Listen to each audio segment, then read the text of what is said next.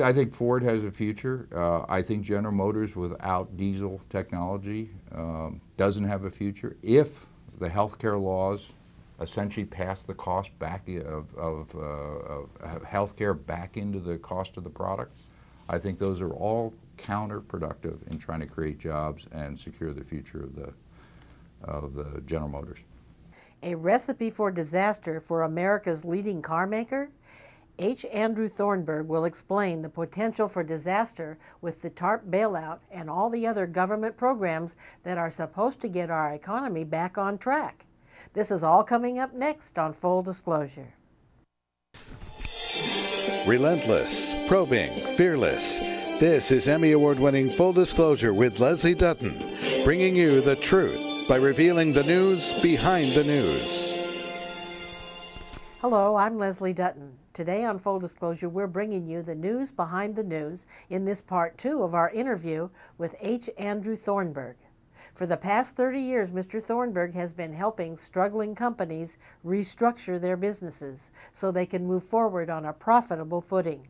We asked him to evaluate the current administration's plan to restructure General Motors.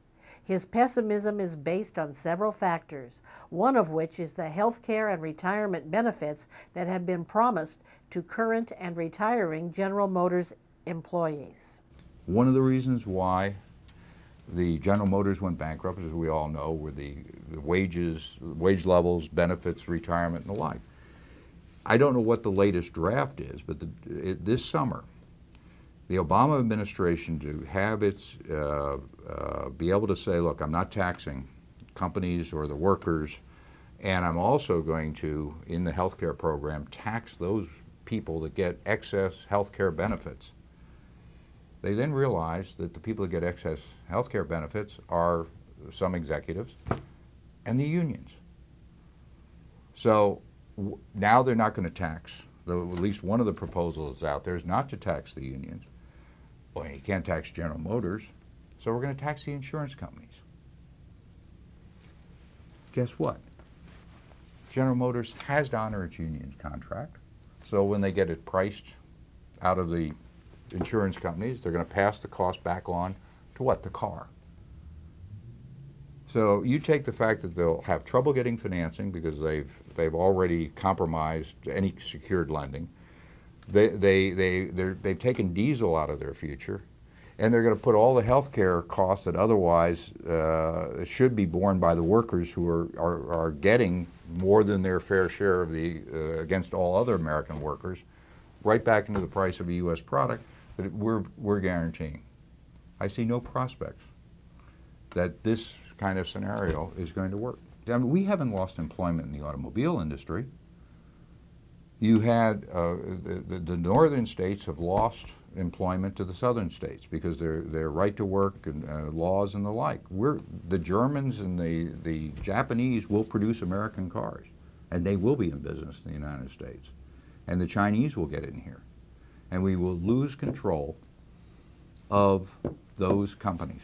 And so foreign companies will come here to build so-called American cars. The American car companies have fallen a long way in the past few decades. In 1950, we produced 70% of all our own cars in this country, in the big three. I mean, we're less than 50%, and we're going to go, I think, to totally dominated by the foreign car companies, so that it'll produce a better car with American labor at a lower price. The reason is both management and the unions have made a sweetheart deal to go down the path of no return. Well, I don't think you got to recognize it's like Ken Lay with the government saying you will do the Merrill Lynch buyout. What they've done to management was smart enough to come back and say, we have no recommendation, but here are the implications of selling these things. And they put the onus on the government to decide whether or not there will be the sale of Opel. And what you're going to have is no real management, because who's going to go into a government-managed company with no future like you would have at Ford? If I were an executive in the automobile industry, I'd want to work for Ford or Nissan or any place else because of the freedom of action that you'd have. But under a government-controlled situation, with unions having a huge amount of control over what you do, I think it's a no-win situation for new management. They had terrible management before. And I think in the press the other day, there was a sweeping indictment of the managements of both Chrysler and General Motors. And I don't see the government making it better. Government bureaucrats, the people who run the post office and the Department of Motor Vehicles, will be making management decisions that will affect the future profitability of General Motors. People who have never built a car will be deciding the policies of a car-building company. How will they make these important management decisions? Does those decisions then become political decisions rather than well, of course, business decisions? Sure, it's political and it's naivete. I mean, I do not believe the government has any business running business. They have regulatory oversight, they have common good things to do, but the U.S. economy is made up of individual businesses that fail, do their thing, go through bankruptcy, without the intervention of the government. We don't have to have people telling us which car to produce, which car not to produce. There should be broad mandates. I've always been in favor of mandated fuel requirements. I don't think we've been strict enough. But beyond that, the companies ought to be able to select the technologies to accomplish what they do. Some will be winners and they'll lose to somebody else that's done a better job. You get the government in there. Now we can't let it fail because those are voters. So they aren't labor out there. They're your constituency that gets you elected in Michigan and every other state. So when you're looking at that, you're not looking at the U.S. interest. You're looking at your workers and in what districts are they there and will they vote against you if you do something that they don't like. We're going to take a quick break right now, and when we come back, we will ask Mr. Thomburg to explain how the automakers have mismanaged their companies in the past and how caving in to union pressure doomed the Big Three. We'll be right back. In the government, there's a phrase used to restrict access to information. That phrase, need to know.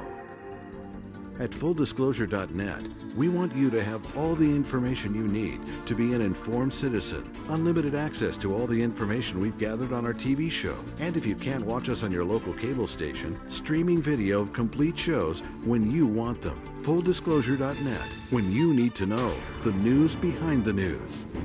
Welcome back to Full Disclosure and part 2 of our interview with corporate turnaround specialist H. Andrew Thomburg. He has a unique concern about something that is flying well below the radar of the mainstream media. He is gravely concerned about the way various companies have been used as ATMs, where the corporate raiders borrow huge amounts of money to pay generous bonuses and salaries, making the balance sheets look very good temporarily. I think one of the other areas that hasn't been mentioned, and this has nothing to do with the government, is the large amount of leveraged buyouts that have been done. And it's the whole United States, in real estate, in government, and in private industry, going very heavily to debt. You take something, Wall Street Journal article had an article on the Simmons mattress company, which is a private company for over 100 years. Various leveraged buyout companies have gone in there. One of the most recent ones took $140 million out in fees out of the company and replaced it with debt. I think there's a huge amount of that that's gone on within the leverage buyout business. I've done leverage buyouts. I've been part of leverage buyouts. They're fine as long as you add value. And that is where you take a troubled company and fix it up.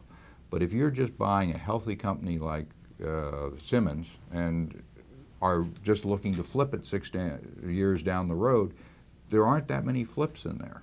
And also when you have a 6-year horizon or a 2-year horizon or whatever your time frame is, you're trying to maximize value over that period of time. You're not trying to give continuing employment for the rest of your life. We have become very short-term oriented in our political system, in our compensation for executives.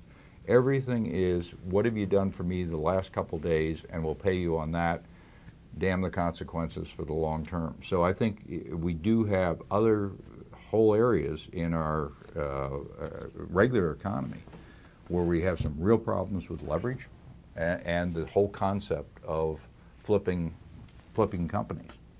We ask him to explain the term leveraged buyout. It's simply like buying a house with a mortgage. You arrange financing, you pledge the assets of the company, technology and the like to the lenders, and you use debt rather than equity, which is where you dip into your own pocket and you say, hey, I need to build something, here's my money, and I put it on the table. Now, the leverage, debt's fine as long as the ratios are right. It's like traditionally a home mortgage was 20% equity from the homeowner and 80% from the bank. We got to the 0%, and when the economy had a problem, it all fell apart. The same thing happens in corporations. Usually the debt ratios are higher, and they've gone higher now in the 30 and 40% range, but they've been very, very low.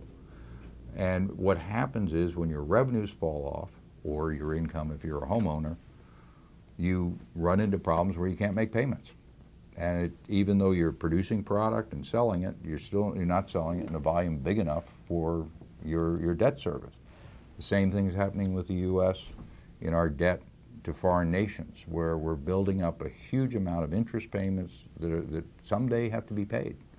And if the economy continues to sputter, we're going to have the same sort of foreclosure that you've seen in real estate. It's the same thing that happens with leverage buyouts. So the concern is all that it is an equivalent one across all these topics, home loans, leverage buyouts, and government deficits. They all have the same result if you have too much debt, not enough equity, and not enough ability to generate income to service your debt. To what does he attribute this short-sighted profit-taking?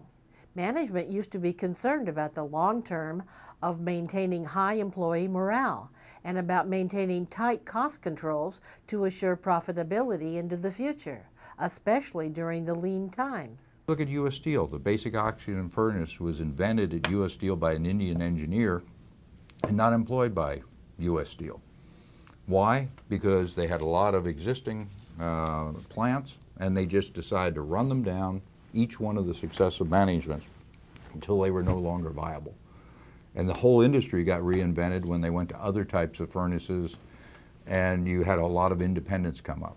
Same thing happened in the paper companies. Chemical companies have gone that way. General Motors is a classic example of short-term thinking. Gee, we can do SUVs. Let's get the government to exempt it from fuel requirements. Great, until oil goes to $140 a barrel and sales go down by 30%. And it's that kind of short-sightedness that, oh, gee, if we just build one more SUV, we'll get to next year or the year after. Wagoneer came out in 2006, who was the chairman of General Motors. And when people were concerned about the increase of oil prices, he said, don't worry, we have 2 new SUV lines coming on track in the next 2 years. I started writing my book at that point. Where did this short-sighted mentality come from? For the majority of the 20th century, corporations seemed to be focused on solidifying their base and securing their profit lines in perpetuity. In California, the state government would use tax money to pay for infrastructure improvements, such as highways, harbors, and water projects. Nowadays, they use tax revenues to buy votes with expensive social programs and then borrow money for maintaining these facilities by passing bonds. What has caused this change, we ask him. I think we've seen over my business career over 40 years just a general erosion across the board at the government level, at all levels. You know, we are an instant gratification type of society. We'll get together for a World War II and all work very hard, but essentially we've gotten to where we expect more each year, better each year, and the breakdown in loyalty between where you had lifetime employment. Why do we have portable insurance programs and the like? Because people are going to be re-employed by 4 or 5 jobs. So you don't have that, mid-century industrial estate where the company and you, my stepfather was 42 years with Nabisco. Except for a break in the war, he spent his whole career there. My mother died last year at 99, and Kraft, the successor owner of that, was still paying her health care and her retirement benefits. The kids today aren't going to have that. And a lot of it has to do with the costs are becoming so high, they're offloading it. The government programs here, it's a real debate as to whether or not you have the government take over all health care, because then all the companies who used to do this as a corporate benefit, starting with Kaiser in World War II when he started to have the Kaiser plans and the like, there was this whole feeling that you had to take care of your workers. I think the best run companies in many regards are private companies in the United States, or brand new companies that are still first generation owned. But as the atrophy sets in, you get caretakers.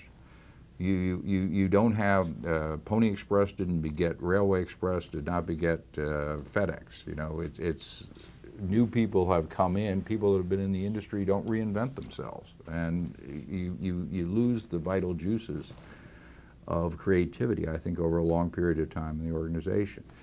The 34 companies that I've turned around, that's essentially the problem. That management, labor, and whatever have ceased to innovate, have ceased to think about what the new possibilities. They get trapped into a constant downward trend. And we've got to revitalize this country, and we have to revitalize government, because we have the same problems, maybe more so in spades at the federal government, city government, and state government levels. Does that revitalization include the TARP bailout program? Is this the new outside-the-box thinking that will turn our sagging economy around? We ask for his opinion of this very controversial government program. The TARP stands for the Troubled Asset Relief Program. And many people think it's just the banks, although AIG has made a lot of press. We have a very complex financial system. The troubled assets are in a number of categories. One of the subprime loans, which have to do with subprime being less than qualified buyers or less credit-worthy buyers. That's part of the real estate problem. So that is included in TARP. Banks in general who don't have sufficient assets to cover their day-to-day operations, whether it's because they lost money in real estate, they lost money because companies lost money, that's also part of the TARP program. So you're looking at the health of the individual financial institutions. We're going to take a quick break right now, and when we come back, we'll explore how the TARP program will affect our economic future. Will it help America, or will it further erode our precarious financial situation? Find out when we come back. For the news behind the news, wherever and whenever you want it, go to fulldisclosure.net and get programs on topics affecting you. Weekly updates and alerts on hot topics, video streaming of Full Disclosure episodes. It's award-winning, hard-hitting, corruption-fighting news coverage. And it's only available at fulldisclosure.net. Fulldisclosure.net, the news behind the news.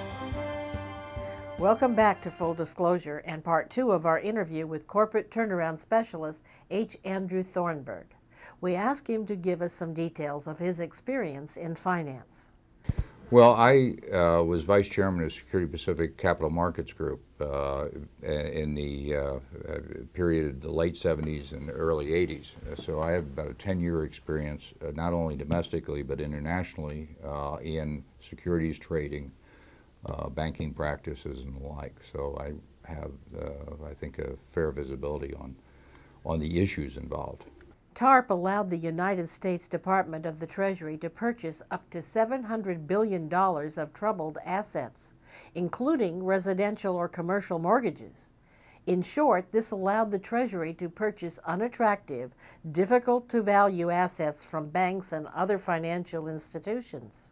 TARP was intended to allow participating institutions to stabilize their balance sheets and avoid further losses. Probably the thing that our listeners will be least familiar with are the kinds of things that AIG does. The AIG Corporation is not just the only one that does it, but it was a huge factor in credit default swaps and the like. And what that means is that if a borrower, it's insurance, and essentially if this borrower doesn't pay that lender, you step in. The problem, that is a huge area that has been heretofore unregulated. Concerns were voiced long before these issues hit. The credit default swap was almost $63 trillion in size, the market. There's only $18 trillion of all corporate debt in the United States. So there were guarantees of guarantees of guarantees. There were other products in there other than just straight debt. Just a huge can of worms. It's important to underline the comparison. All corporate debt in the United States totaled $18 trillion, and the credit default swaps totaled almost $63 trillion, 3.5 times of all U.S. corporate debt. So that's why the failure of these credit default swaps was so significant. In fact, they were international in scope. You see in the press every now and then, well, gee, why did they pay Swiss Re, which is a insurance company? Why did they pay them? Why are they paying Lloyd's Bank or whatever? That's because the instruments that were issued and ran into trouble had some sort of guarantee from an institution like AIG.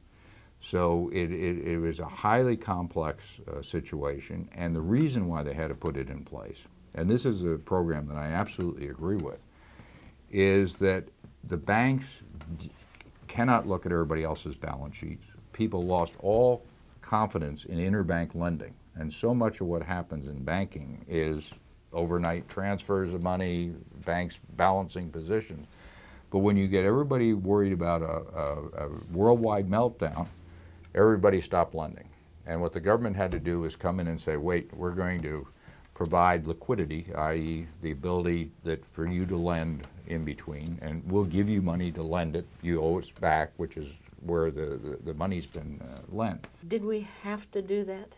In my mind, it was absolutely essential. We were in a nightmare scenario of how far would you fall. The Lehman Brothers, letting Lehman Brothers go, and there's a lot of debate as to whether that should have happened or not, but letting the Lehman Brothers go bankrupt said, hey, maybe there's no institution that's too big to fail. And if they fail, Citibank, what about B of A? And all of a sudden, the largest banks in the world are failing, and all the interrelations just make it all collapse on itself. So absolutely we had to do it. It was done for the first time, so there were a lot of mistakes made. I think it'll be five years or more of academic research to really say what happened, what were the results, what are the long-term results of this whole program. Well, what did happen? Is there any way of telling what happened to all the money? Well, a lot of it, in these guarantees, they went to AIG and said, you owe us. And then there were negotiations that have gone on, of which we're not privy to make all the accommodations that had to be made to sort the whole mess out. But essentially, the original borrowers on these instruments, whether they were homeowners that weren't paying their bills, or corporations that weren't paying their bills, or municipalities, the guys that were obligated to pay weren't paying, and therein started the chain reaction. We ask him to define what a credit swap is and how they work. Let's just take somebody's mortgage as an example. You owe principal in general. If you're paying for your loan over time, you pay principal and you pay interest. In a lot of these swaps, they take the interest and they sell the interest rate off, and they sell the principal off into packages of totally different buyers. Well, when the day of reckoning came, when you try and sort this out, what do you do with a piece of an interest payment from a farm in Iowa with a piece of an interest payment from something in Germany? There's no underlying piece of asset that one person can go after and try and fix it. And so the market went to zero. Where did this arcane practice of stripping off interest from the principal and selling it come from? It seems so impractical. there is no fixed and tangible asset to back up the interest like there is in the mortgaged principal. It seemed doomed to eventual failure from the start. It was started based on a lot of what they call quantitative analysis, sort of the rocket scientists who would study interest rate trends and foreclosure rates and all that sort of thing. And then they would say, gee, the chance of foreclosure in this asset category is this much, in another asset category another, we'll swap these around, and the chances of this pile of stuff that we're selling being in default is X. And they did all kinds of simulation. This is all, I have a master's degree in quantitative analysis from NYU. This is the kind of stuff that they do. I was against a lot of this. And why? Because if the underlying assumptions as to what the default rates are wrong, the whole model collapses. So they were building it on historic numbers. In the meantime, people like Barney Franks and others decided that everybody ought to have a home, whether or not they really had the credit. So let's push a lot of people that are borderline credit worthy into houses because that's a social goal. Load up Fannie Mae and Freddie Mac with these obligations, and they will then sell it to the rest of the world. And people will also use these products in swaps, and they're using historic rates where you were changing the credit risk and the risk profile dramatically. In my mind, the blame on this falls very heavily on the regulators. You had McCain, for example, pushing for oversight, which was the GAO had recommended, of Fannie Mae and Freddie Mac, and Barney Franks and his group and Dodd fought that tooth and nail. So we never had the oversight that we could have had they adopted the recommendations in 2005, 2006, because people were worried about this. But it wasn't politically acceptable to not make loans to subprime borrowers. And so, was it the social engineers in our government who wanted to make homes available to everyone, not based on their ability to pay, but rather based on some feel-good, give everybody a home, don't worry, be happy silliness that caused the economic ruin of the entire world? We want to know what you, the viewers, think. Please call our Full Disclosure Town Hall number at 1-800-867-7777. That's 1-800-867-7777. And if you leave your name and number, we'll get back to you. Or you can log on to our website at fulldisclosure.net and leave your opinion there. And if you leave your email address, we'll be happy to respond. I'm Leslie Dutton. Please join us for part 3 of this interview when Mr. Thomburg will warn about the impending collapse of the commercial real estate market and how it will impact the banks across the country. That's coming up next in the next segment of Full Disclosure. Thank you. To respond to this question or comment on this program, please call 800-867-7777 or visit fulldisclosure.net. Transcripts or DVD copies of this program are also available on our website. Full Disclosure, the news behind the news.